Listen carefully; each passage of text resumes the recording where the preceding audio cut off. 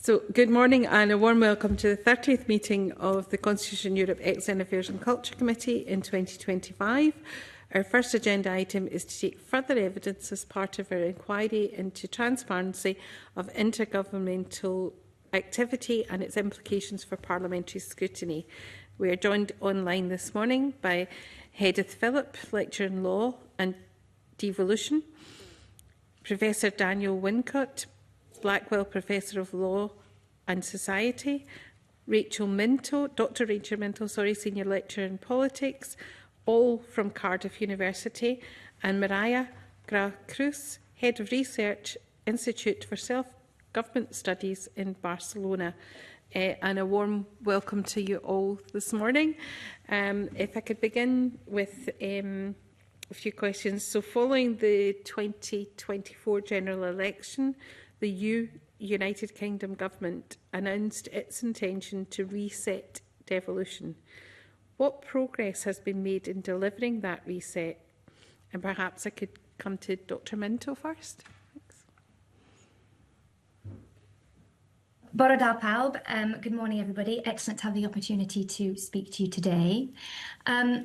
Certainly, it's a case in intergovernmental relations is that whichever government is at the centre matters, given the nature of the structures that we have, both the structures prior to the 2022 introduction of the new framework and this set of structures now, the willingness of the central government to engage positively and ideally proactively in those structures really matters. Certainly, what you have seen since the Labour government arrived as part of this reset has been a more positive tone to the nature of engagement with those structures. There were following Brexit, there were some real low points and have been some real low points to devolution and the relationships between the different governments in the UK.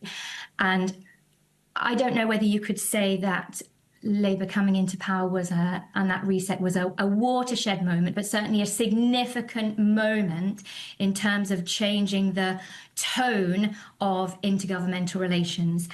Notwithstanding that, there are still continue to be challenges attached to the nature of the structures that we have in place, and therefore the way in which intergovernmental relations can be progressed through those structures. Okay, thank you. Can I ask if the other panellists would like to come in? Anything to add?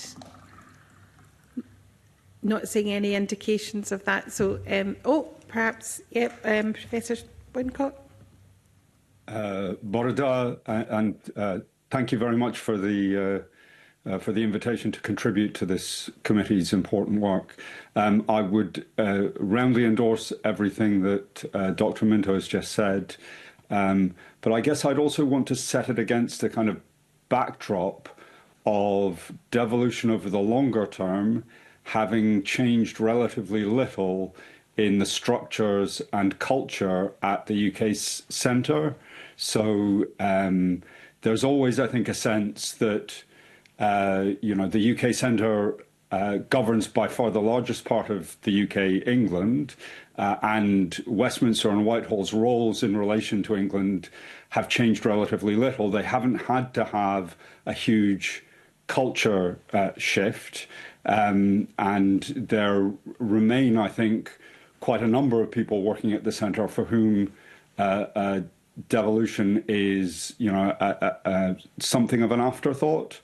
And I guess my sense is that whilst one might expect a kind of gradual shift in culture, and I would also agree that the election of the Labour government at Westminster did mark a change in tone, although there were some earlier changes in formal structure. The IGR review was under a previous Conservative government, and that marked quite a significant change in terms of formal structures, although we then saw that those formal structures were sometimes put into place in a kind of reasonably full-hearted kind of a way, and at other times there was a kind of withdrawal from the centre, politically driven.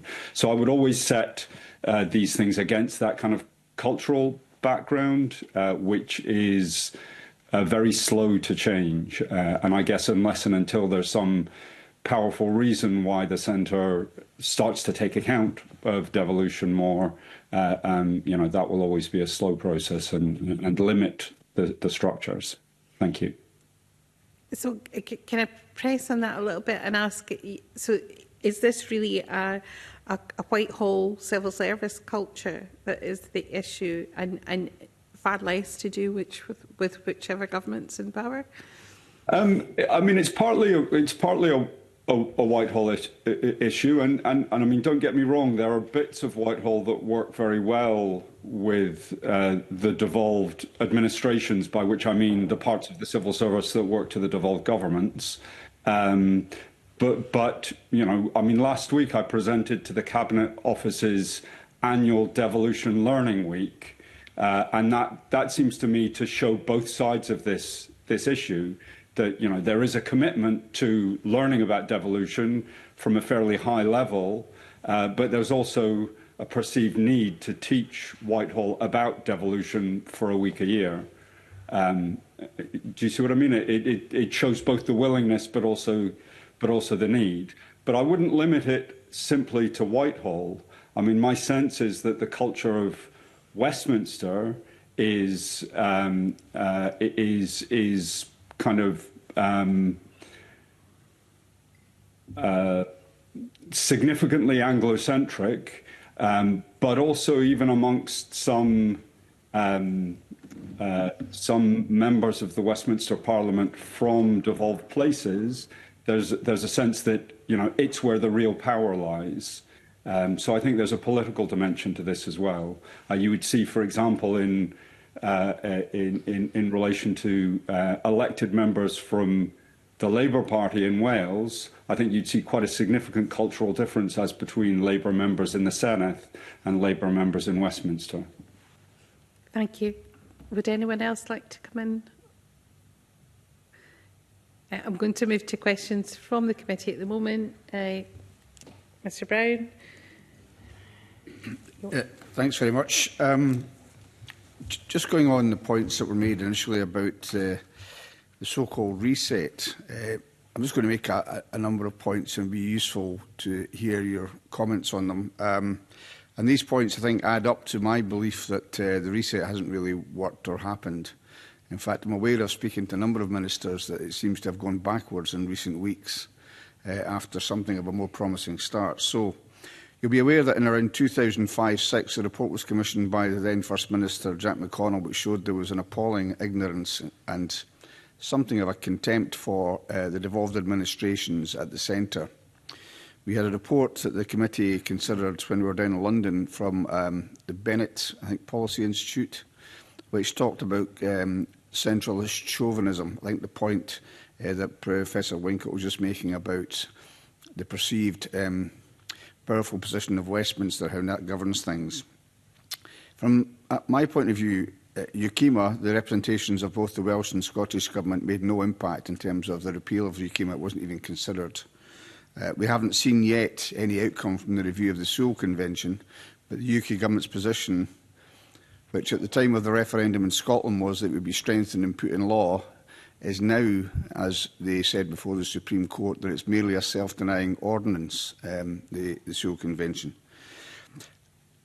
Perhaps the most telling, I think, instance, though, is the Pride in Place initiative, which gives spending in devolved areas at the discretion of the UK Government without any real basis for it. For example, the constituency I represent gets no money from this, despite being one of the most deprived in the country.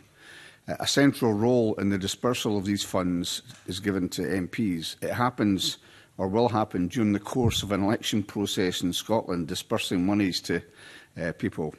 And also, I learned yesterday that the Welsh Government were told about this, and the Scottish Government weren't told about it. So I wonder if there's a mix of both the Westminster system not adapting to devolution. And I'm conscious we've been here for 26 years.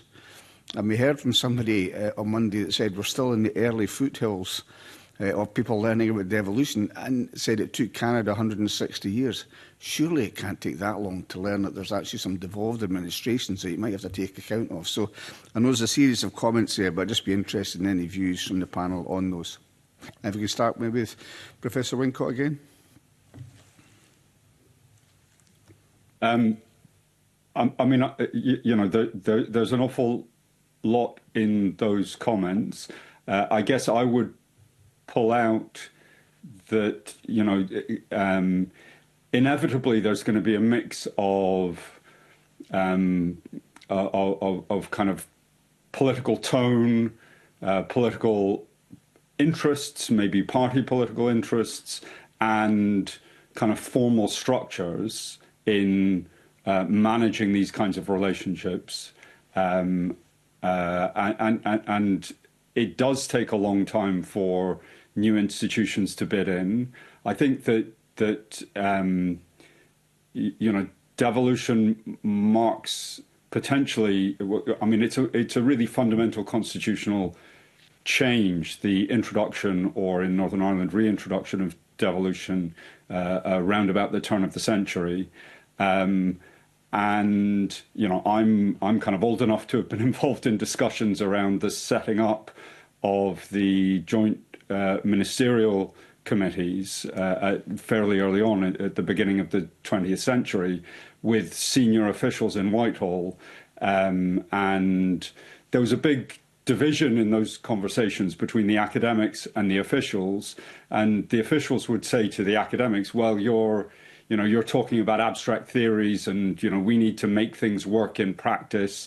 And because we're one civil service, at least in Britain, we can make things work by knowing each other through informality, picking up the phone, making sure problems don't rise to the surface.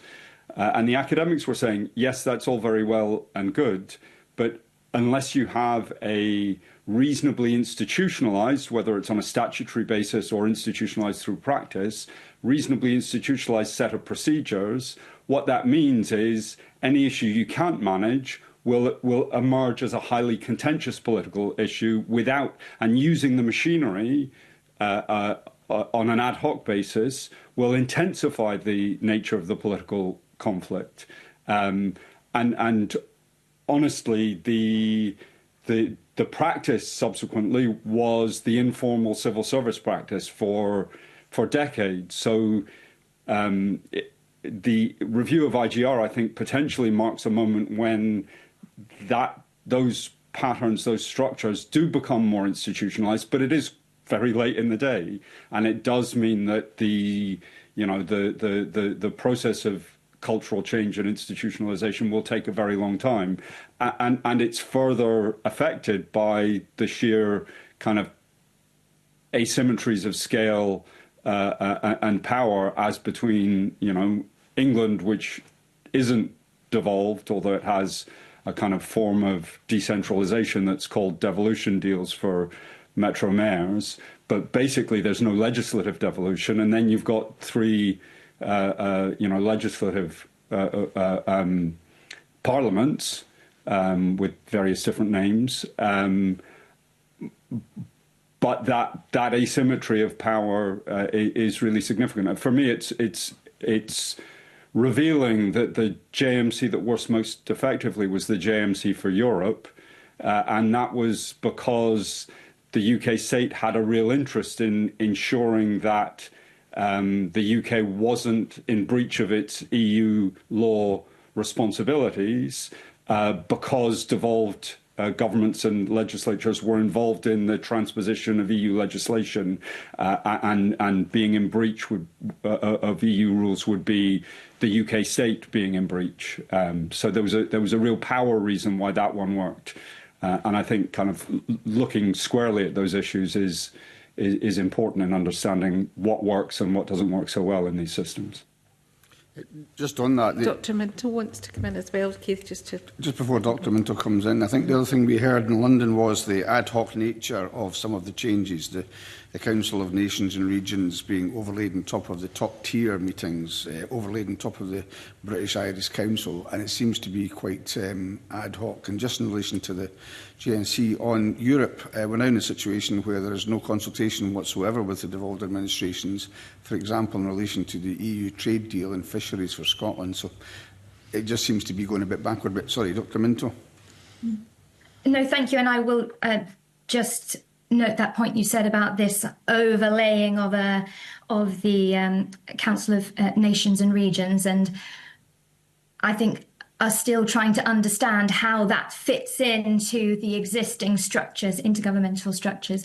I'd actually requested to come in before Dan mentioned JMCE.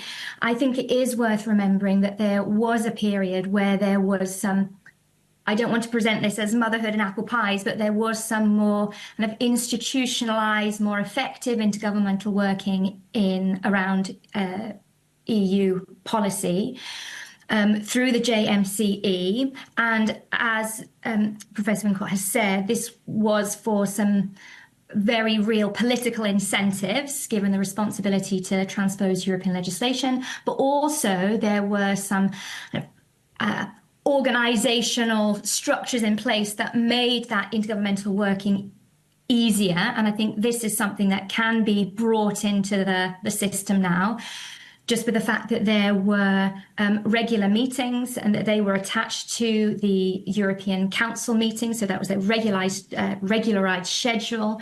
The agenda was clear in that it was attached to that external European agenda.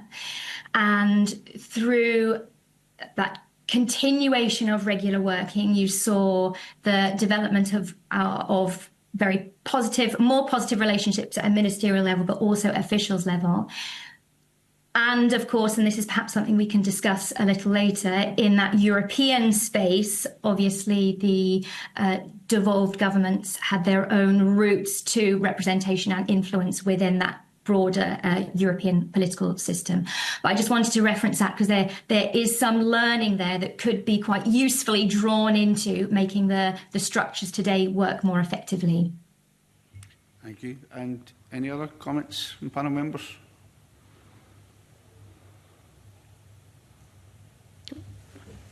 Is it okay? I'll bring in Mr. Halker-Johnson, please.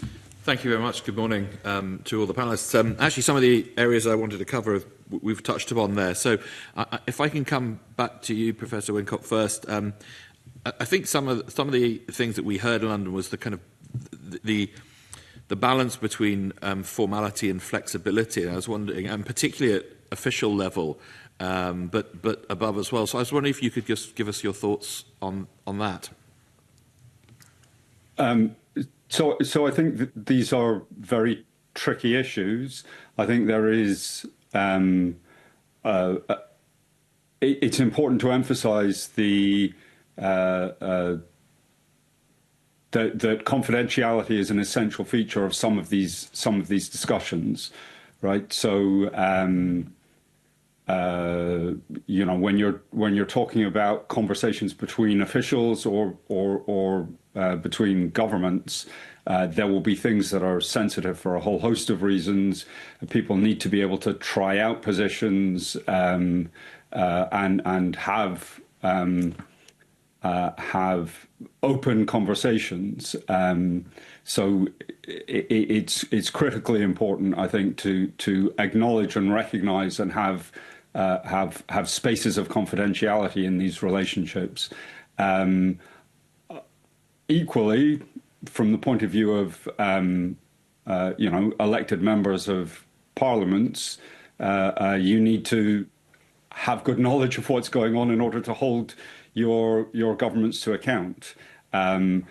My sense is that, you know, that the informality of practice and you know, the traditions of the UK civil servants and indeed of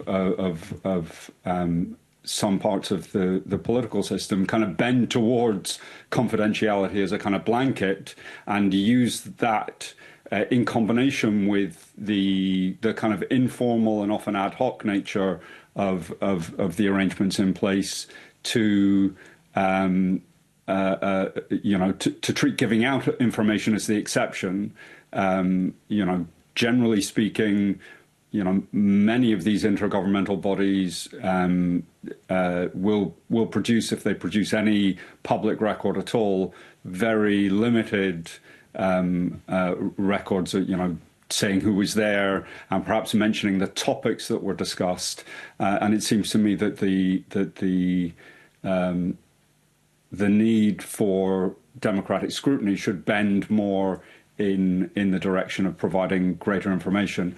I would also have thought that there might be a scope for thinking about how committees such as yours could be given privileged access to some information to allow you to do your role on behalf of your electorates without necessarily kind of bringing everything into the public domain fully. So, but it seems to me that those issues are again at a very early stage of being addressed. I mean, since the review of intergovernmental relations, and I'll put my hand up and say, I was very surprised at how far the Conservative government in London and the administration got in developing those new arrangements back in 2022.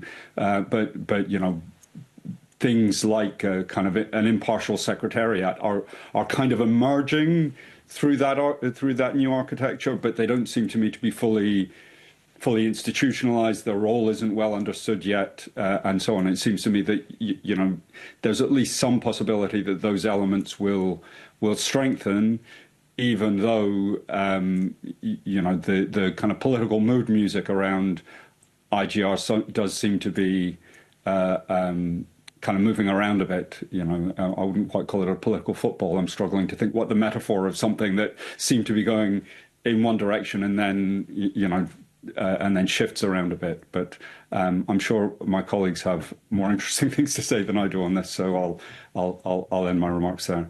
If I just quickly come out, do you think the process at the moment is essentially a kind of well-intentioned trial and error, and that what we might see is a formalising as areas perhaps are deemed to work or deemed to be successful? Or is that simplifying it a bit too much? I think some things like, the institutionalization of an independent secretariat would make a significant difference, and I think that is well intentioned and moving in a good direction. But other things are moving in other kinds of directions. I kind of alluded in my initial remarks to the relationship between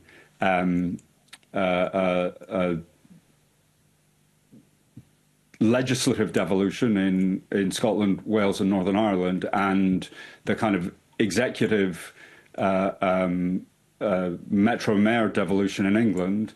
My sense is that, whilst there are some similarities across those two modes, that kind of calling them both devolution obscures at least as much as it illuminates, and that there are, for the current government in London, that there are political reasons for kind of leaning into and supporting the development of Metro Mayors in England, which perhaps obscure some of the distinct issues that relate to the position of devolved governments with legislative parliaments in Scotland, Wales and Northern Ireland. And for me, that would be a political, that would be to do with the responses of a government to the political landscape in which they find themselves and the political challenges they see themselves as facing.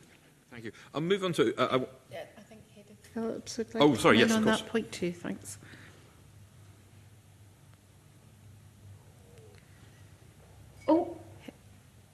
Edith, are you there? Okay, hi.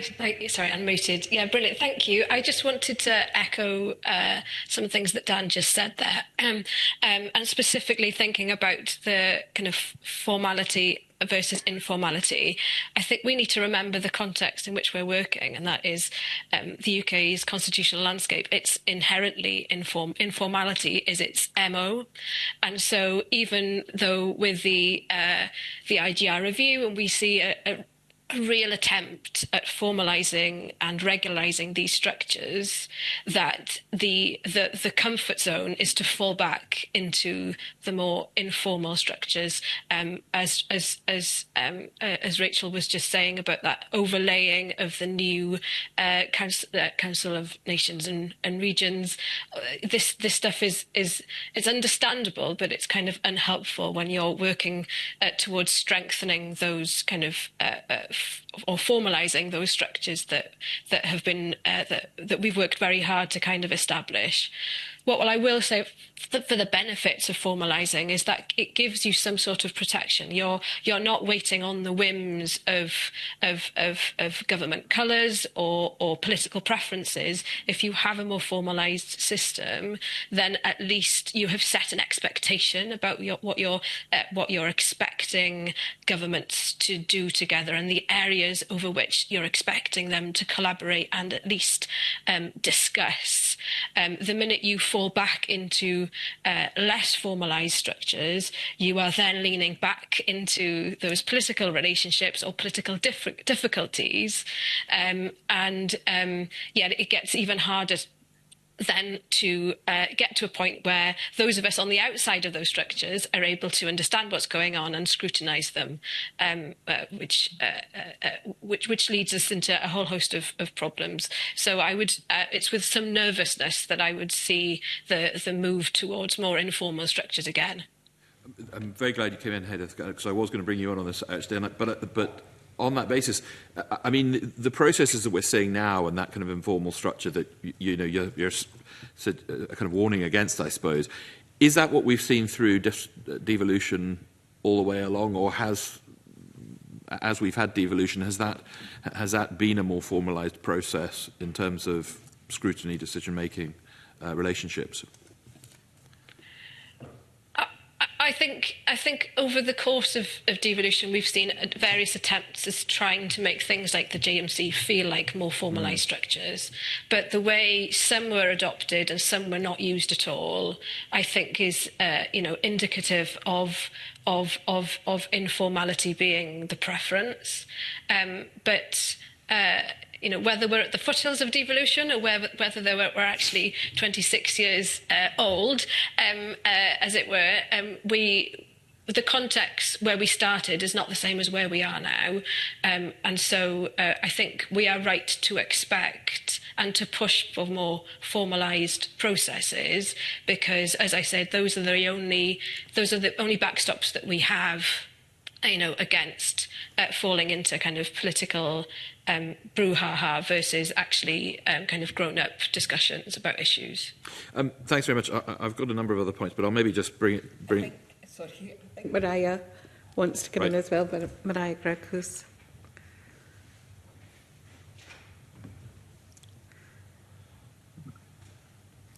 Mariah, you want all right, yeah, I am muted.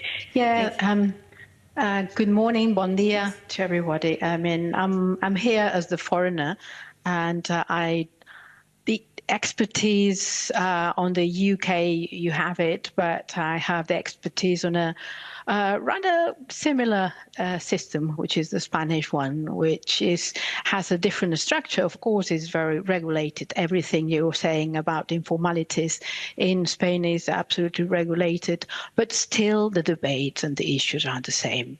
So whether more formal structures or institutions will help, we have everything very formalized, and we lack accountability, transparency, and even more co-decision, which is probably one of the issues that it concerns more, after what I read, all the documents. So I think there's one point that, on my experience, because I've been working on the area of intergovernmental relations in Spain since I started my PhD 30 years ago. So one point that I see is in all these aims to establish mechanisms, institutions, whatever, there's nobody thinks about the expertise of the human resources of the public officers behind it, because usually these intergovernmental relations structures are focused on sectors, policy sectors. So we tend to bring their people expert on the material, the substance. But we leave apart all the people who know about the distribution of powers, which probably would be one of the points that the experience of the Spanish case could bring about. I mean, we need this double system, or this double expertise in all these intergovernmental relations institutions. Bring people who know about the powers, not just the sector in itself. That would, I think, help a lot of building up this trust that now it seems to be lacking. Just wanted to say that. Okay. Thanks very much. If I could just go back to Hedith and ask a question in terms of, it was something that came up regards to the official side. Is there enough, and I think it's a point that's just been made really, is there enough experience of, I suppose, the devolution side from the UK government officials, and enough experience of some of the challenges for UK officials from the devolution, from the devolved nation officials? And I suppose, are there more opportunities for to build a better understanding? I think Professor Wincott mentioned earlier the 1 week of Let's Talk About Devolution event. Do you think there could be a more kind of interaction on that side, even secondments or time spent kind of understanding some of the challenges each have? Yeah, that's a great question. I think so on the one hand, you can see, there's one civil service, and so surely we can advertise for jobs wildly. We can invite civil servants to to travel, to spend some time, to do secondments, as you said, and I know that some of that has happened. I think there's some difficulty here about ways of working, and the fact that actually remote working is becoming more and more the norm. So even for those on secondment, are they on secondment virtually or are they actually travelling? And I think that is a question. The other thing is that, that we know, and the literature suggests that churn is a hallmark of civil servants, that they spend a certain amount of time in their roles and then they move on, and so whatever expertise they end up gaining, they take that with them to their next role, and then the new person in fulfilling their shoes then needs to find a way to gain that same expertise. And so there is a question about civil servant churn and how you maintain institutional memory in regards to devolved matters. The last thing I'd probably say on this is a general reflection, I suppose, that for us sitting in the devolved places, we see everything through a devolved lens. But for civil servants sitting in London, I think things are either in a devolved box or they're not. Whereas I'm sure if they were to ask any of us about any of the issues that they're working on, we would be able to find you a devolved angle, whether it's devolved competence or not, whether it's something to do with that jagged edge, that bit of the process that is kind of hitting upon some of the issues that are devolved, some that are not, those issues that are often raised in kind of LCM considerations. Like, there's very little that we in the devolved places couldn't help make devolved in some, there'd be a devolved angle to them. And I think that is part of the challenge, is how do you essentially mainstream understanding across all Whitehall departments. It's not, devolution is not just a thing that should be of concern to a certain amount of people sitting in one place. And actually, it's a factor. It's a question they should be asking in every department at most points of the policy making process. Yeah, I think some of the points have been made that certain departments perhaps have a greater relationship with the devolved issues than others. Some perhaps don't at all, but there's probably a knock-on effect. I'll leave it there unless anybody else wants to come in. Okay, thank you. Mr Harvey. Thanks. Thank you, Convener. Good morning to our witnesses. There were a couple of comments about how those of us outside these structures are supposed to hold the process accountable. And that's what I'd like to focus on. I'm going to accept that there's always going to be a need for a degree of confidential space between the governments for them to be able to discuss issues, understand each other's perspectives on matters that are not yet ready for public discussion. And I think we can all accept that there are going to be ebbs and flows in terms of the tensions or potential hostilities, whether that's out of party politics or any other factors. But I think I've got a concern about, even when things are working well, even when there's less tension and less party politics getting in the way of issues, agreement that works well between the governments is opaque. And it will involve governments making decisions in a grey area space, which they then later have to announce to their various legislatures and to the public when it's too late to influence those decisions. Something's already been signed off between the governments.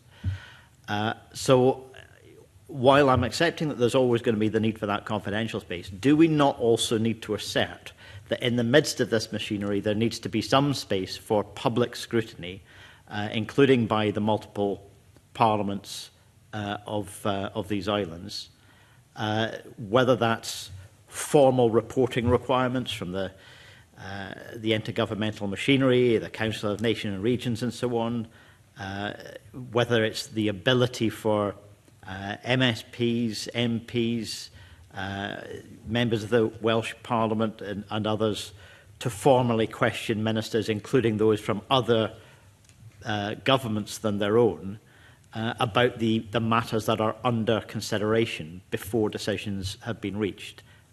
I'd like your views on whether that is a missing piece of what should be more transparent machinery. Would anyone like to volunteer to go first on that one? Okay. Mariah, thanks. Mariah, Yeah. It's very difficult to provide an answer. I mean, the point is that we usually, at least in Spain, understand accountability by the final outcome, right? So the report is sent and the Parliament or whichever legislator has a look at it before decisions are made. So that's really, I don't see how to do that without making all the processes so long and so difficult in time. And we are moving in a time, I mean, where the private sector are making decisions very quickly in the strategic areas like artificial intelligence and delocating of firms or whatever. And, well, I'm just saying that organizing intergovernmental forums where all actors have to intervene before decisions are made can make it very, very long. In any case, I think that just to say something that is not doesn't sound strange, the Trojan strategy is always the best. I mean, we, long time ago, 20 years ago in the Catalan government, we started to think about having mixed commissions between the government and the parliament in some certain areas. Okay, that was an experiment that it didn't last because a lack of political trust. So because who were the representatives of the parliament into these commissions? They were designated by the parliamentary groups, generating a kind of of problems. But still, I think that exploring these sort of mixed commissions could help, because it would be a way of having a unit that connects the two levels, or the two different arenas or dimensions of the process. That would be my answer. Okay. Thank you. Any other views? I think Hedith was going to come in. Hedith, can you? Here we are. Yes, so I've done most work probably on the question of scrutiny of IGR and of things like interparliamentary relations. So this was a question I was hoping you'd ask. Maybe I strongly believe that we need greater or more ways of holding our governments to account on the decisions that are made through intergovernmental processes, and I completely recognise the point that Miria was making about how difficult that can be. I'm not sure how agile our current intergovernmental structures are, and how agile those decision-making processes are at the moment, such that they would that there would be a barrier to a kind of a pipeline, if you like, to legislatures to be able to have at least a better understanding of what's going on, even if it's not a whole and complete understanding due to those confidentiality concerns. I think that we are seeing so the Scottish Parliament and the Senedd each have an interinstitutional agreement with their governments and a promise as to the provision of information before IGR meetings and after. I understand that the committee has done some work on looking at the success or not of that agreement and whether that should be reformed, and here I pay homage to Professor Nicola McEwen and her colleague Carrie Brown Swan, who've the report that they've written for you, and it was with interest that I noted that concerns raised there that commitments made by Scottish Government to the Parliament in regards to communication, written explainers of what has happened in meetings, are not getting to you, and if they are being communicated, they are then not necessarily published. I think that is interesting. This is not what we're seeing in the Welsh context. The interinstitutional agreement is yielding, I think, reasonable results in regards to the kind of prior notice of meetings and kind of a readout, maybe not straight after the fact, but within a decent time frame where we're getting a written statement by Welsh Government explaining its own position on things. So so the written statement will often say, I did this, I said this, I thought this was important. That isn't getting us to the point of understanding what decisions are made, but it is getting us to a point of being able to hold that government to account for its opinions and for what it's taking to the table. I'm not sure how you as a committee or the Scottish Parliament might go about persuading Scottish Government to be forthcoming in their correspondence to you. Maybe the institutional agreement needs looking at either before or after the election. But I certainly think that it's not really good enough to not be able to ascertain what our opinions of what the opinions of our governments are in these fora. Also, we talk about intergovernmental meetings and the decisions that are made. These decisions can vary widely, right? These can be decisions over policy. These can be decisions in regards to introduction of legislation, both primary and secondary. I think it's legitimate for parliaments to be able to know that they are to expect the outcomes of these processes in their own structures, right? So you might see an LCM. You might get to scrutinise a bill or a piece of secondary legislation. It is useful for you to know how that was produced. Was it made through agreement? Was it through a common frameworks process? Was it through an IGR mechanism, a different meeting? I think it's important that we get this information. We ask this information at every stage of the scrutiny process, and that we're not necessarily we can't wait for government to decide of its own back to provide us with this information. And I think we need to be pressing constantly for this at all stages, and not just leaving it to we'll talk about it when we talk about IGR. I think it needs to happen at every point. No, I think that's obviously very fair.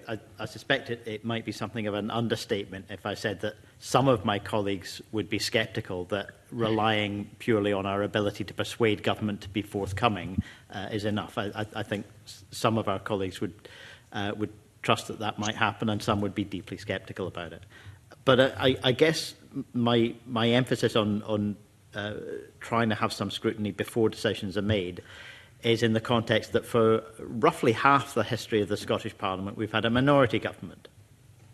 Now, the Westminster culture, and I think some of this came across in the experience we had in our visit to London just very recently, almost the sort of expectation that government naturally is the source of authority rather than merely a body to be scrutinised. In a period of minority government, such as the current period, the government's right to make decisions, like signing off common frameworks, for example. Let's assume that there's progress made in the tail end of this parliamentary session on signing off common frameworks. While in theory no government can bind its successor, I think there would be a strong expectation on the part of the UK government that a common framework put in place is going to last through successive changes of government.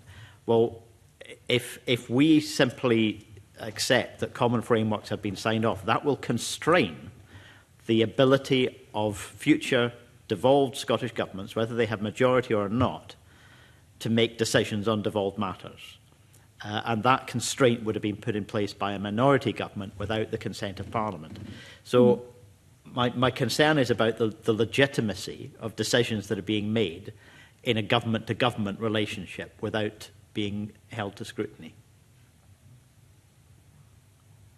I think these are fair concerns for you to have. This was probably some of the concerns that were raised right at the start of the kind of that post-Brexit, post-referendum era, when the structures were being set up and the notion of common frameworks was beginning to rear its head, and the fact that we would be taking areas that had been within the purview of EU law and EU institutions, made in the context of complex but robust processes that gave voice to different stakeholders and institutions and institutional concerns, and that in the process of withdrawing from the EU, what we see is actually a shifting of these responsibilities to these opaque structures.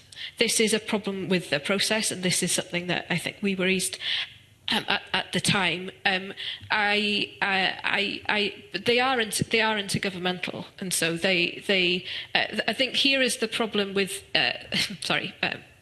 Just rowing back. There is that relationship between UKIMA and the common frameworks here, right? That you have UKIMA as the kind of legislative backstop to that managing of divergence, and then you have common frameworks coming in as the kind of softer intergovernmental fora for these discussions. And yes, an incoming government, should they be unhappy with that, would have to reopen those conversations with their government colleagues, however difficult they might be in those intergovernmental fora.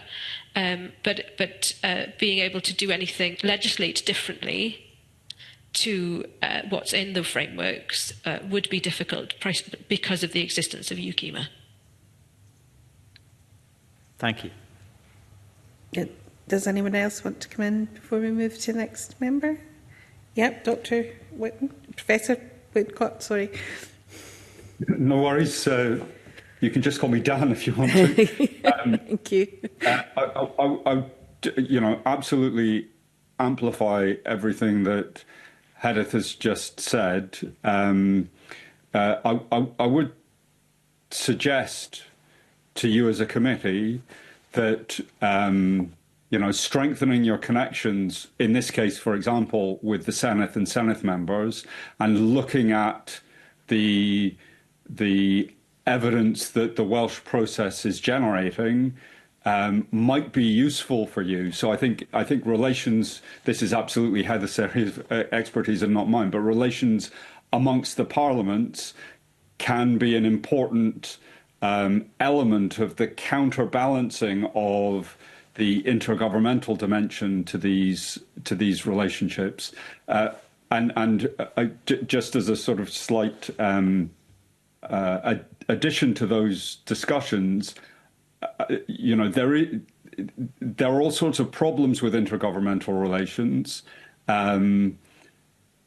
but in a system with two legislatures having responsibility for policy making in Wales, Scotland, and Northern Ireland, intergovernmental relations are inevitable, and a lot of the difficulties I think we see in the UK case are connected to the complexity and variability of the distribution of competences as between different governments, unclarity about that, and again, whether we're in the foothills or in early adulthood of devolution, we have seen really fundamental changes. Brexit fundamentally changed the operation of devolution. The UK Internal Market Act, I think, is a fundamental change in the operation of devolution. It was a political choice, and it has been a political choice. So it was a political choice of the Johnson administration, and it is a political choice of the Starmer administration not to revise UKIMA as legislation, right? So they've changed the practice around the legislation significantly, perhaps creating more space for exemptions from its provisions, but those exemptions are not, in contrast to the EU level legislation on which it was, I was going to say on which it was modelled, but from which it borrowed language, I think would be a more accurate way of putting it. Policy exemptions of various kinds were written into and then through legislative processes imbricated into the nature of the market access principles at the EU level. They don't exist in that way in the current arrangements for the UK, and I think that has enormous consequences and enduring consequences, which the current UK administration has chosen to maintain. Thank you. Thank you. Can I bring in Mr. Kerr, please? Yeah, I would be one of those that Patrick Harvey just identified among colleagues who do not trust governments, and that's why we need strong parliaments and transparency. And that's why the language around reset interests me, because it's almost interesting to hear how we are repeating back the messages that the Labour government is giving about an improvement in tone, when the actual output evidence would suggest, based on the number of meetings that are being held within the structure, even the 2 meetings that have been held of the Council of Nations and Regions, would suggest it is more rhetoric than reality. Can I go have a quick round the table just on the reset and what it actually means? No long answers required, because I think I already know the answer, but I'd like to hear it from you as academics. Start with Daniel.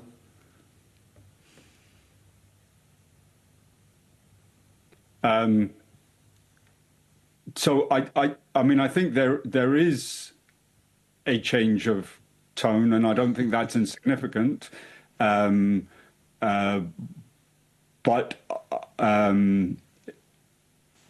you know, the tendency towards continuity, I think, is a feature of the system, and I think there is a significant amount of continuity, and any change of tone is very fragile, and I would agree, you know, that those changes haven't been consistent or consistently maintained. And I suppose I'd also just say, you know, you as members of this committee and you know, those of us you've got speaking to you and previous academics you've had speaking to you, we are also in a absolutely infinitesimally small minority of people who pay a lot of attention to this stuff and try to figure it out. And it is an enormously complex and baroque system. So if you're thinking about transparency and holding people to account, you know, that's very, I think very... governments count on the fact, Daniel, that there are very few people watching and listening, but that's exactly what we are here to do, as you know. Maybe Rachel? I would just reiterate what Dan has said and really just emphasise the fact that it can be quite a fragmented picture. So we've got dozens of these interministerial groups, some of which are meeting more regularly and seem to be establishing some pattern of working, and others where it seems to be slightly more... Rachel, I would put it to you that they're not meeting very regularly. I've got the numbers here. I mean, some of these committees have met once, including, astonishingly, the IMG on UK-EU relations. So we've got to be careful that we don't get caught up with veneer, the surface veneer of what we're being told. The reality is nothing has changed. Can I come in on Yes, of course. Yeah. Super. Well, with respect to because I think this is a particularly significant in the context of a reset, and also in that UK-EU reset. There have actually been 9 meetings of the UK-EU Interministerial Group, although there haven't been communiques issued from all of those. I believe the first 5 meetings there weren't communiques issued, but there have been communiques, very brief communiques issued from those. But that does also raise an important question about the role that this UK-EU Interministerial Group is supposed to play as part of the future reset of UK-EU relations. But I do absolutely agree with your point that you do need to dig down into the data, and it can be actually very difficult to get full information. And that interministerial group is one of the groups, I believe, that is not fully listed. All their meetings aren't fully listed on the UK government website. There hangs the tail. There hangs the tail, right? I mean, we have a system, a structure, that we know not it's looking through a glass darkly, to use a biblical phrase. Can we go to Edith? I'm saying your name properly, Edith.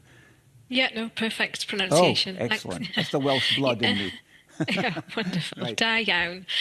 Yeah, no, I would say, so echoing what Dan and Rachel have already said, a change of tone is not nothing, even if we might feel it's insufficient. We have had the review, UKIMA Common Frameworks review, again, doesn't go far enough for many of us, but that has happened where the previous government was silent on that. We are waiting on that MOU on the operation of Sewell. That would be great if that we could get clarity. If you could agree anything, yeah. If we can get something on that, that would be. But Promised it would be great. Isn't there a contextual thing to be put here? I mean, the previous government, particularly the government since 2019, well, no, actually the governments from 2016, were dealing with two epoch-type events with inadequate structures, and hence the political crises that followed intergovernmental relations in every twist and turn, namely, of course, Brexit, correctly, which led to pretty much a breakdown of relationships between the governments at times, and the other one being the pandemic. We're not in those situations now, and we've got structures, but the structures seem to be very loose. I think you said earlier that and I'm not sure I agreed with this, but I'm happy to quote it back to you. You said informality is the MO of our constitutional working. But in actual fact, if you look at the work of a UK minister, or even a Scottish minister, if I may put it that way, there's not a lot of informality about what they do. Everything's recorded. Every single thing they do, every single meeting. We don't have the same formalities existing in these structures, even without the crises-making context of Brexit and the pandemic. So I don't want to get into the weeds of the definitions of formality, but it might be that maybe things are written down, but did we expect them to happen? Do we expect them to happen again? Are they happening in the kind of in a sense of a framework and of systems? And maybe that's what I meant by formality. And maybe the word I should have used was ad hoc. I think there's an ad hoc nature. Yes. Maybe would have been. So thank you for pulling me upon that. Wonderful. No. I agree with the use of the word ad hoc, because that's exactly what we've got. We've got a form of structure, but not actual structure, and we've got ad hocery, which is the way that we seem to do everything. I would just, with the kind of, you talked about the two epochs and kind of where are we now? Yes. Okay. And then earlier you also talked about, I'm interested in outputs. What are we seeing? Yes. I think this is an interesting thing for us to reflect on, okay? Because we've had two, as you said, epochs where we've had big P political discussions being very fraught and very, very difficult. Yeah. But underneath that, we have seen outputs that have indicated a degree of common working and conversations happening. The extent to which we've seen an increase in legislative consent memoranda and those being granted is one such evidence of... Not really, because the LCMs that were contested here and in Cardiff were all Brexit related. And both of the parliaments had majorities of people who were unprepared to accept the result of the referendum. So I think we're comparing apples and oranges if we say Sorry to interject, but I'm not talking about the instances where the parliaments have rejected consent. I'm talking about the instances where consent has been granted and the governments have agreed that consent should be granted. That is evidence of a degree of common working between the governments, even when the politics is difficult. I'm not sure about that, if I'm honest with you, Herith. But can I broaden this out as I bring in Miriam? The issue of the Dunlop review, the Intergovernmental Working Review of 2022. It was published in 2022. The work was actually done before 2019. It was actually set up by Theresa May. Why has that review not been fully implemented, especially in respect to the Secretariat? Because I think this is the hinge issue in terms of transparency and frequency of meetings and quality of meetings and in terms of parliamentary scrutiny. Why has that not happened, do you think? I think I should start with Miriam. Mariah, I'm sorry. Oh, well, again, from my foreigner perspective, okay, I mean, I have to start with the previous questions about the reset because, as I said, I'm not an expert on what's going on. But to me, reset doesn't mean, can mean in any direction, right? Yeah.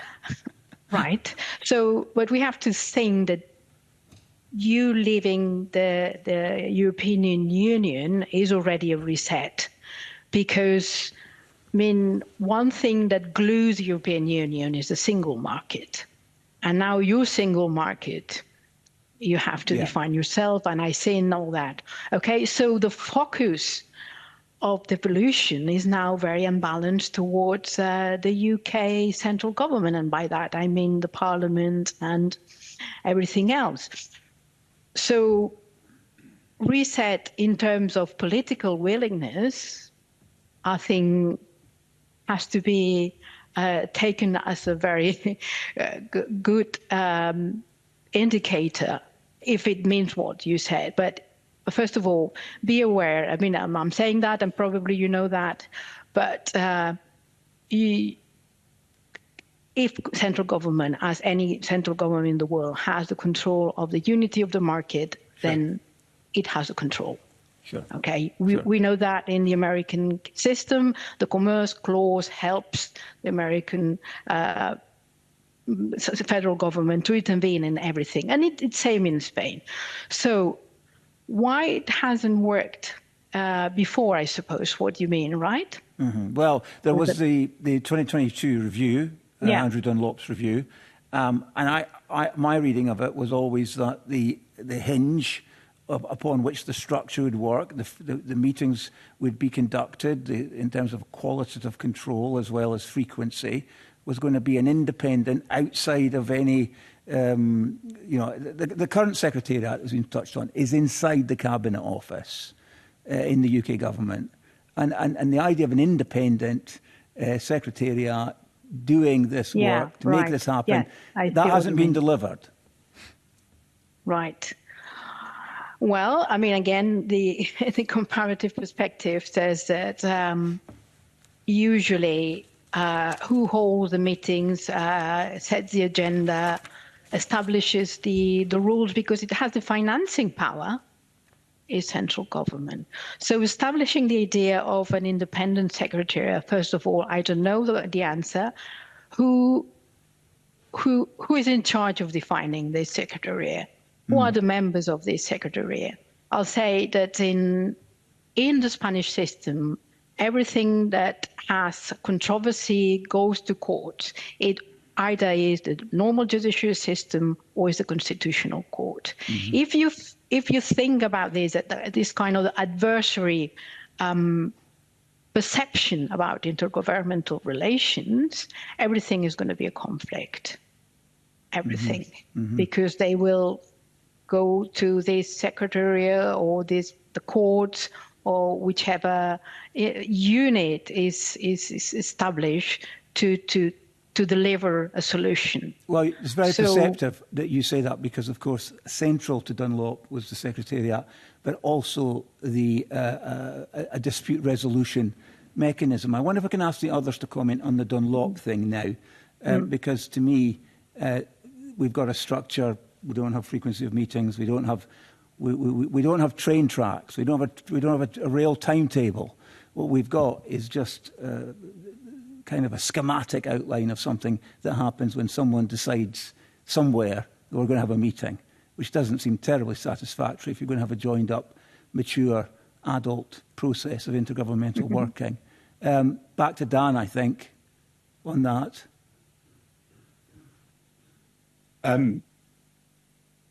So, I agree that the role of the Secretariat is very important. It seems to me that, I wouldn't disagree with you that the Secretariat, as it currently operates, does not kind of fully embody the vision for the Secretariat that Andrew Dunlop put forward.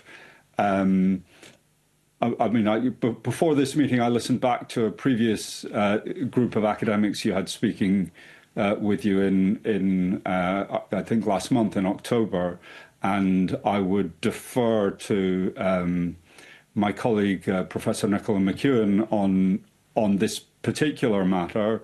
My sense of her evidence was that she felt the current Secretariat was kind of moving in a direction and was more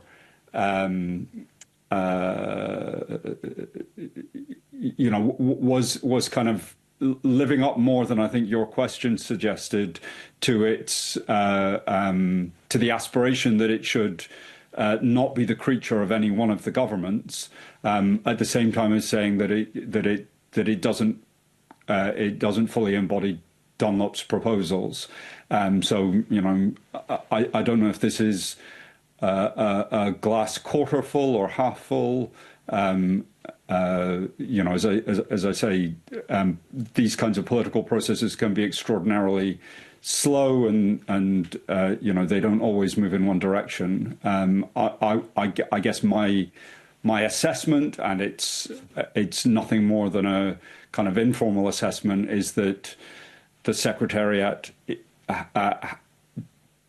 does facilitates IGR better than previous arrangements had done, but it's not what Dunlop had envisaged or proposed. And I know that he drew on other examples. I think Canada was perhaps particularly significant. So there are working examples, lived examples of how this can operate in other situations. So yeah, and you mentioned Canada, and I'm sure at the forefront of consideration, and you can see this in the review that he produced, was the idea that there ought to be a rewiring of Whitehall. You started off talking about the Whitehall conundrum and the 1 week a year where they have a Devo focus, whereas in actual fact it has transformed our constitutional working arrangements, and that the wiring is out of date in many instances in Whitehall, and so is the culture. Rachel, and I appreciate I'm going to run out of time here. So Rachel, if you would like to comment, and then Edith. Yes, very briefly, I will also defer to the evidence given in your session last month, and emphasise a significant addition or a change as part of the new intergovernmental relations machinery is the dispute resolution mechanism, and that is potentially an important, a significant advance in that there will be this kind of independent arbitration as part of any dispute between a devolved government and the UK government. And I think it's yet to be tested, but this is, I think, an important addition to that new framework. I understand that there is actually a dispute which is currently going through the mechanism. That's what I learned this week. I hadn't been aware of that until this week. Thank you, Rachel. Edith, you got any final comments on this issue of Dunlop and the Secretariat and the dispute resolution? I think I just echo what both Dan and Rachel have said to that. Nothing more to add. Thank you very much, and thank you to all of you for taking on my questions. Thank you. Can I bring in Mr Adam, please? Thank you, Convener, and good morning to everyone. Professor Wincott, or since I'm talking about building relationships between parliaments, I'll just say Dan has suggested that building relationships between the Scottish Parliament and the Welsh Senate could be valuable, noting that both governments do this anyway. What are the panel's views, and Dan in particular, on strengthening interparliamentary cooperation between the devolved legislators? And does this require a formal mechanism, or can we achieve it through informal channels? And how would these arrangements work in practice, and what would be the benefit to scrutiny of intergovernmental activity? So thanks very much for the question. I would say very, very briefly that I think both formal arrangements, and there are some available, and informal connections are important. But here I would absolutely defer to Hedith, who is who is the expert on these matters. So I'd suggest you'll get more depth and interest from her than you'll get from me. Edith? Thanks, Dan, for that teeing up of my my interests. Yeah, so as I alluded to earlier, interparliamentary relations, I think, is a really core part of this equation and something that is relatively underdeveloped in our current system. We've seen in that post EU referendum, EU withdrawal era, the Interparliamentary Forum on Brexit evolving into the Interparliamentary Forum. It's as you on this committee will know, as regular attendees of that forum, it's a forum that's well respected, especially by the devolved. It has managed to sustain a relatively regular kind of programme of meetings. I would describe it as being in a little bit of a holding pattern. I think everybody thinks that it's a good idea. Everybody wants to keep doing it. Everyone wants to keep those lines of communication open in terms of exchanging of views and exchanging of information. But I think there has been a lack of focus in terms of where does it go next? What's next for the forum? It's essentially an ad hoc informal structure, despite the fact that it is more formalised than any other interparliamentary connection otherwise. So I think that there is a job of work to be done for the legislatures to think seriously about what they have capacity for, how they would resource a more formalised structure, and what that formalised structure might want to do. There are a whole heap of cross-cutting issues that we've discussed, some of them today. There are others, of course, as well. Things like the UK Internal Market Act, common frameworks, divergence across borders, these new the new relationship with the EU. These are all things that one could envisage an interparliamentary structure having the ability to talk about. The key thing coming out of my research on this is what's happening in the Westminster part of the picture, particularly the House of Commons. So we can see from the analysis done on the papers emanating from the Interparliamentary Forum that we see a consistent attendance from the devolveds and generally speaking, the House of Lords, the Constitutional Committee in the House of Lords. And we know that it's obvious that PACAC are generally interested in the House of Commons, but we do not have a consistent attendance. It's always somebody new generally attending from the Commons, and I think that is holding interparliamentary relations back. The other thing I will say on this is, I talked about LCMs before.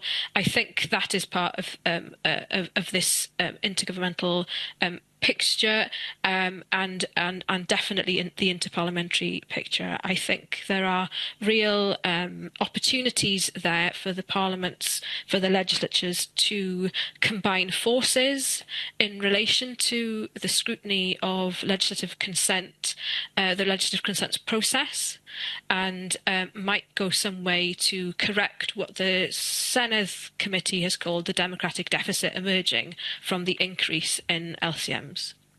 Edith, I'm quite interested in the LCM question because I used to be Minister for Parliamentary Business for my sins, so I'm aware that was, and also it's all about the relationship building. I used to be myself and my Welsh colleague that would almost tag team in various intergovernmental meetings, but these relationships are important, and it's important that from a parliamentary point of view that you have these relationships as well. But in LCMs in particular, there's always the impression that everything's sent through very last minute to the devolved administrations, and if there was a process like you've explained there, the opportunity for Parliament to actually have it to get involved in the process, that could make a big difference in the transparency of the whole scenario. yes, I think it could make a significant contribution. I think, on the kind of the lateness or not of LCM, the fact that it's tied into the Westminster timetabling is inevitable but unhelpful. But the other thing, of course, that we're seeing is that the LCM process triggers a very involved process of scrutiny in the devolved legislatures as compared to Westminster. Whereas I think from the Westminster perspective, what they understand the consent process to mean is we'll just wait for that yes/no vote.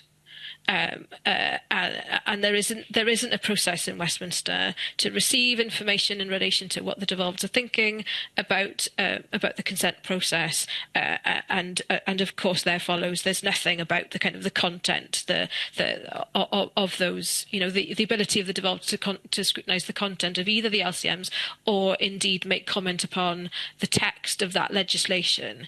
So I think there's a ways to go, but a real opportunity as to how to kind of better feed into some of these processes, because despite the fact that parliamentary timetables are sometimes very brisk, there are still stages that the parliaments have to go through in their scrutiny processes, and one could rightly envisage as part of one or other of those stages the opportunity being brought in for the devolved to make comment, and whether that's through the Interparliamentary Forum or another mechanism, that I think is something for the legislatures to reflect on.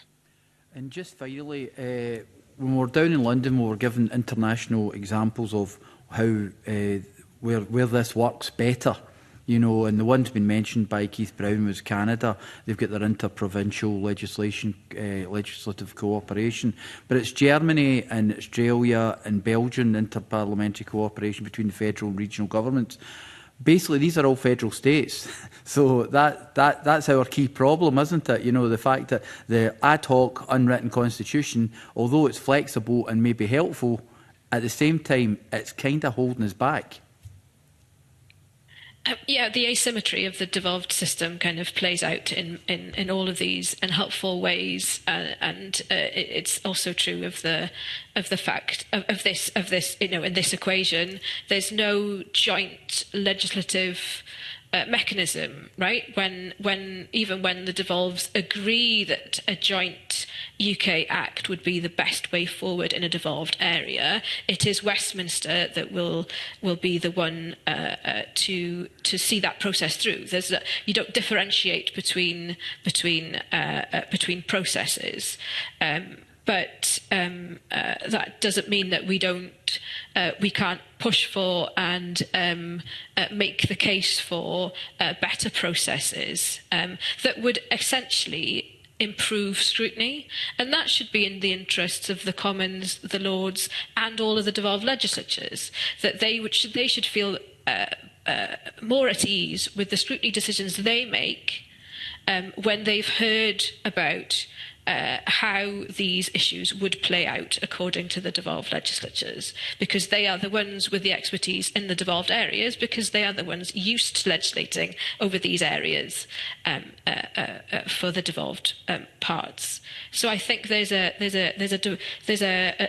kind of a democratic logic to having the devolveds input the LCM,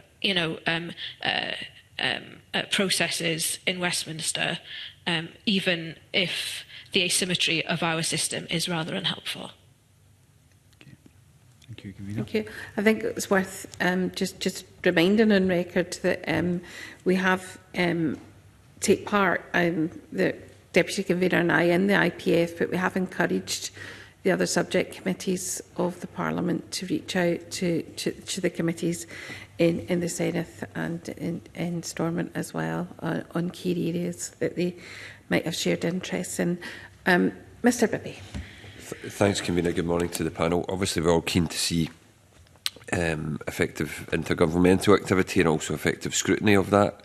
I wanted to ask you about, we've obviously discussed a range of different things that could happen to improve that. Obviously, most of them will involve some cost in terms of either time or expertise or resources. So I just wanted to ask, in terms of any changes that can be made, how in terms of government and parliament, your view is on the additional resources that would involve. Obviously that's cost as well as time, and to what extent it is worth spending that resource on, because I'm sure there's lots of measures that could be taken, and to see to what extent you think resources could be found within existing budgets, or do you think that actually there needs to be extra money spent on it? And actually, maybe just start with Meraria, because of the formalised structure in Spain. Can we also assume that Spain there is more resources spent on IGR in Spain?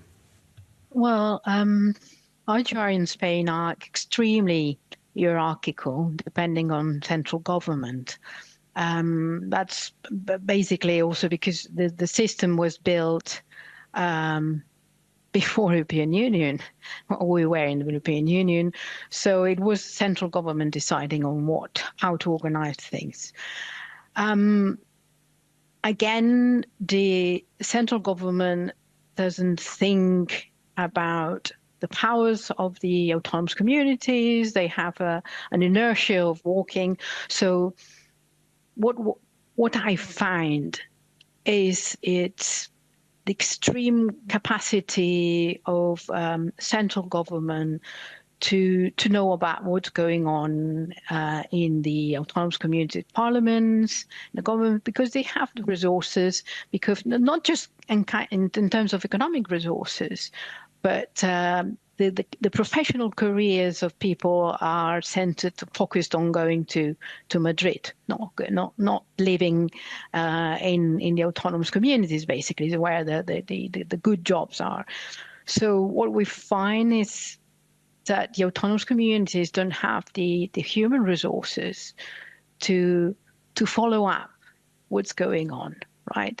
So yes, if you say spending money or spending resources on reinforcing the expertise and the capacity to attract very talented lawyers or political scientists in working on these areas, I think it's worth.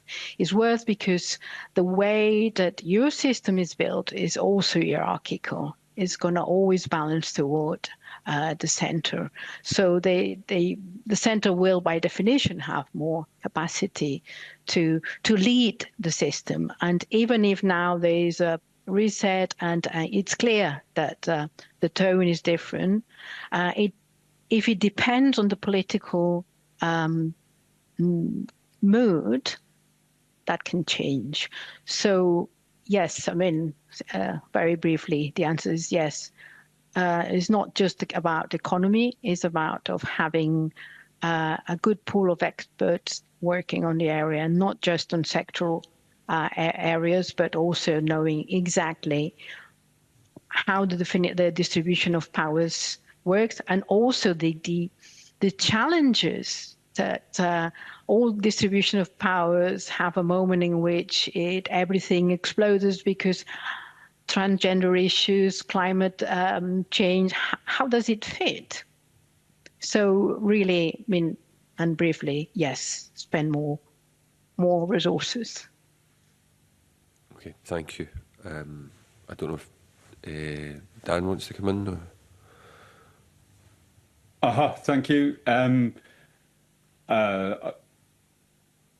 So I absolutely recognise your concerns about how resource intensive IGR and interparliamentary relations done properly will be. I do think there are very significant bandwidth issues, to put the point in a slightly different way. And my sense is that the baroque nature of the arrangements ramps up those resource costs ramps up those bandwidth issues. So to have people involved in a range of common frameworks, in formal IGR, in the Council of the Nations and Regions, in legislative consent motions, putting resource into the IGR and IPR space is important, but having such a kind of complex and variable and shifting set of structures causes real bandwidth issues. It causes particular bandwidth issues, I think, in Wales, where the scale of the civil service that supports the Welsh Government is relatively small, where for historical reasons, although the size of the Senedd is about to increase, it is tiny, 60 members at the minute. So these are really, really significant issues, really significant demands being made. And I think that I'm an academic, so I could describe a simplified but robust system of IGR, which would have significant resource implications. It would involve, reforming the UK Internal Market Act. It would involve changing the role of the Office of the Internal Market, which is a significant resource at the UK centre, whose mission is about keeping the UK's internal market barrier-free, or making it barrier-free, when the UK's internal market is mostly barrier-free anyway. It's not like the EU, where it was moving from segmented state-based markets to one integrated market. It raises significant issues of various kinds, but the devolved governments have to pay attention to what it's doing, because it then impacts on how they operate. So all these things raise very significant costs, as I say, inevitably. But I think for me, there's a strong argument against the complexity of the current system on its cost grounds. But politically, realistically, I recognise, we're not going to have a moment when people say, OK, let's all sit down and write a rational system, and there wouldn't necessarily be the consensus across the different parts of the UK on what that might be. I mean, I also think that the EU reset will make these issues more challenging, bearing in mind that historically, as a member of the European Union, devolved governments played a significant role in transposing EU rules into domestic law, and those EU structures were designed to give domestic actors a margin of manoeuvre in how they implemented what was a common law, a shared internal market law across the EU, whereas now we're potentially having dynamic alignment.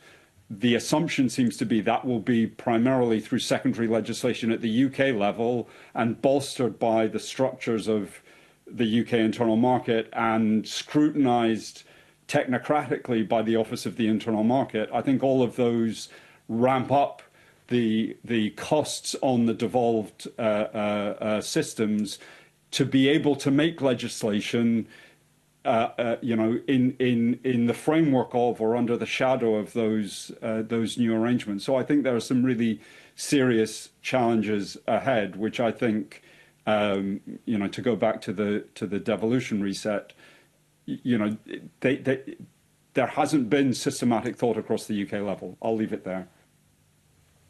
Thank you. I don't know if I think Hedith wants. Yeah, Hedith wants. Thanks. I just agree with what's been said before, but maybe if I just focus a little bit more on that scrutiny point and resources, and we can maybe reflect on low-hanging fruit, right? So your question presupposed kind of wholesale change and significant institutions being created or amended. But for me, there are significant opportunities to embed some of these scrutiny and questions of the IGR processes from within the system that we already have, right? So when to illustrate, when we get a statutory instrument before us, are we asking the question of was there any intergovernmental working that pre-existed or that helped go into the creation of this instrument? Are we asking the question when we are asking the scrutiny questions of that legislation before us? Are we asking IGR questions in terms of trying to understand what the IGR system actually looks like? Does it feel like it's successful? Are we trusting that our governments are speaking on our behalf? You know, asking when I'm given that information, are we pooling it together? Are we able to make an assessment ourselves of what we already have without thinking that we need to go out and create something else or commission something else?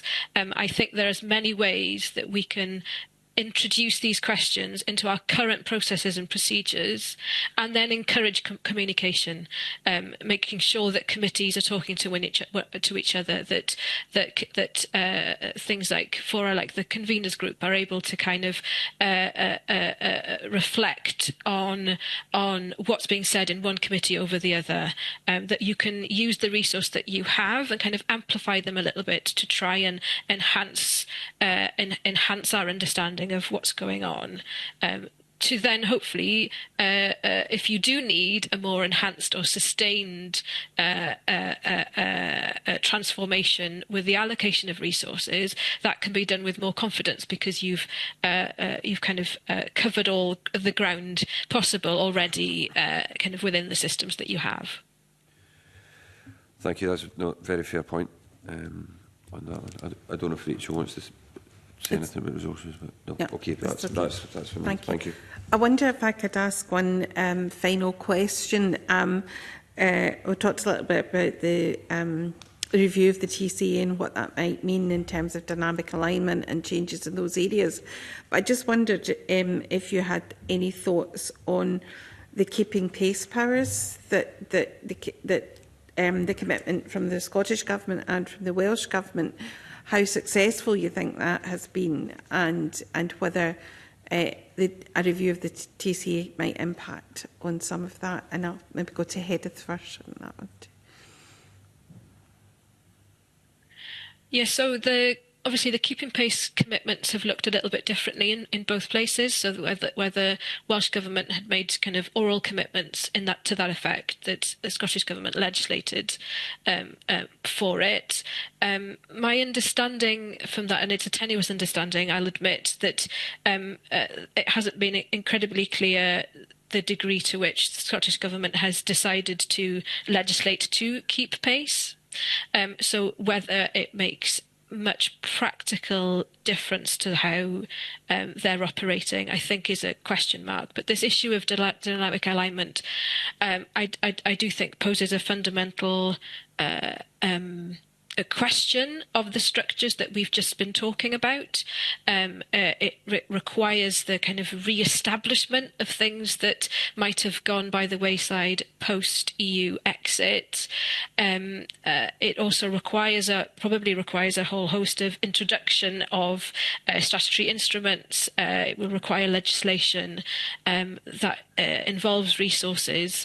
And we are doing all of this, of course, in the context of a trade deal, which is inherently between the UK government and the EU, which again is fundamentally different to the situation we had before as EU members.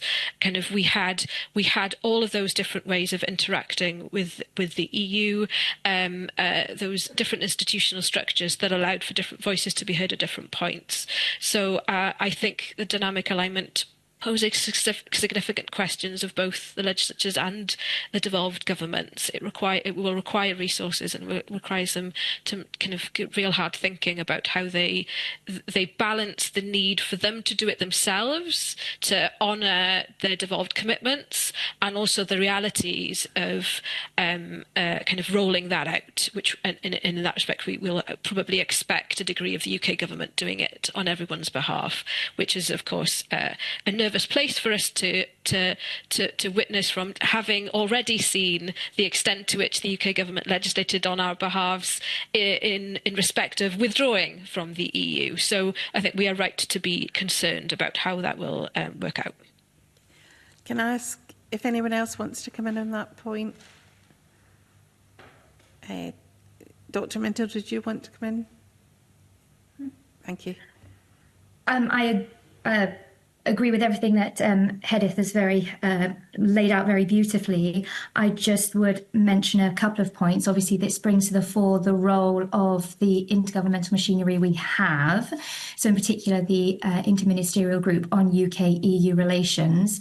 So as it stands, I believe the expectation would be that it would be the interministerial group that would do the heavy lifting in terms of the work around that UK-EU reset and the dynamic alignment around sanitary and phytosanitary measures and also the emissions trading system. So there are really big questions there about the extent to which this interministerial group would be able to do that, given the scale of work that is required.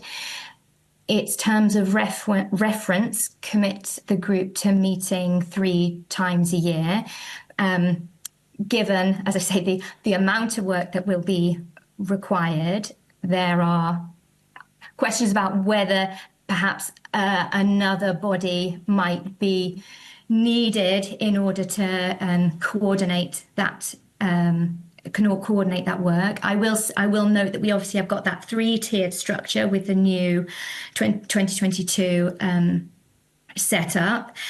Some of these discussions, I imagine, will be happening at the council level as well, given that this is about the UK-EU relationship. So emphasise the issues that are related to capacity on all fronts. And also, I think we do need to note that this is all happening in the context of an upcoming elections in Scotland and Wales. So this is something that obviously has to be attended to, because we are looking at, in Wales, the dissolution of the 6th Senate on the 8th of April. And there's no clarity now following the elections in early May at what point a new government will be established. So that's something that really needs to be brought into thinking about that particular piece of work.